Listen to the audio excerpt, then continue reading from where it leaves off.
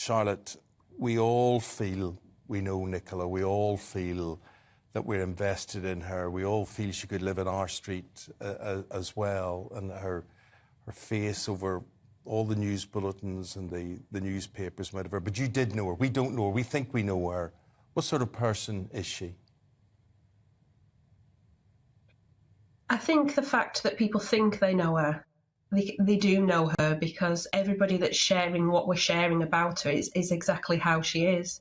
She would do anything for anybody. She, you know, on our street, we're only a street of five houses, and if you need anything, if you need any advice, if you need anything for the children, she's there. So I think that's why it's touched so many people's hearts, because she is exactly how people are painting the picture to be. Charlotte, you know her partner Paul very well and her children. How are they coping? It's just an impossible situation to put yourself in, and to see what they're going through every single day, trying to remain positive, trying to wait for news, wait for evidence, wait for just anything that they can discuss with the children. It's really heartbreaking to see what the whole family are going through on a daily basis, and it's just a constant cycle that the whole community is feeling for them every single day. I know, and we all want it resolved, hopefully for the best. We hope she's just gone missing more than anything else. What effect does this have on you and your habits and people that you know living in the street or the community? You must all really think twice about walking by that river, or what is that apprehension like?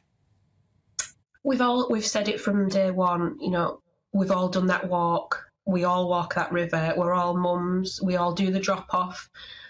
We all don't think that we will go and do a walk like that and not come back. So it's really, really hit all mums, all women, I would say, in the area that do that, because we've all done it and we've all managed to not fall in. We know the terrain. It's not a walk that you don't know.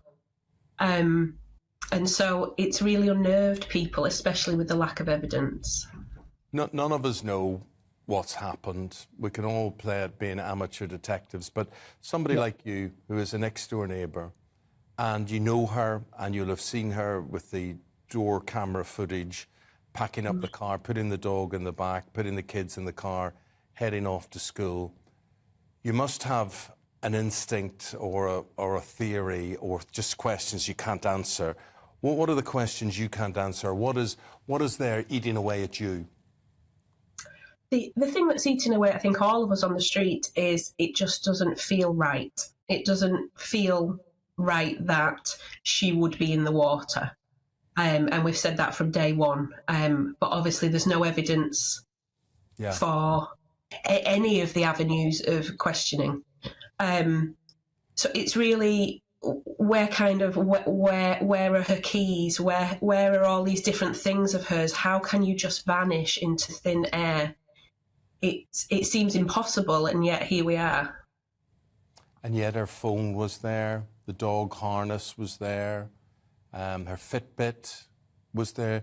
Quite strange things. I mean, again, as I say, we're all trying to match it together. Why would this happen? Why would she have left this and not that? What do you say to that? Well, her Fitbit wasn't there. They've still not found the Fitbit. So they're trying to track that, I believe. Her keys are believed to still be on her person.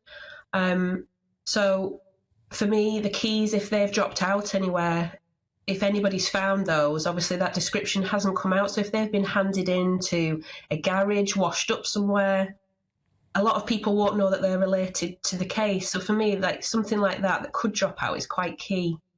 But obviously the phone was left on the bench. The bench is quite far from the river, so to fall in, it's quite an accomplishment to fall in from that far back. Charlotte, there's obviously a lot of police visibility in your community now.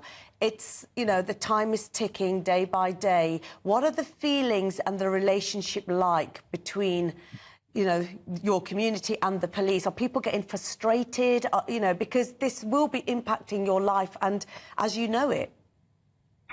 I think from my interactions with Paul and Emma and seeing the police, you know, they only have good things to say. They say they're working really hard to just try and find anything that can lead us. You know, we're all working towards the same goal. It's not a competition who can get the evidence first. We all just want the same thing, which is to bring Nikki back. Yeah. And you know, Charlotte, if you walk out your front door today, you could bump into Paul, you could see him. It must be very difficult for you, you know, with the amount of days that have passed to strike up a conversation, or what do you say to him? What do you say? Well, we're in regular contact with Paul next door. You know, we're helping with the girls. We're just trying to support as much as we can, because we are a small row of houses and we see each other every day. Paul is remaining positive. He has to remain positive for the girls. Yeah. And so for him, every single day is a chance to find something new, and we all support that, and we'll all keep going until there's something. Someone has to know something.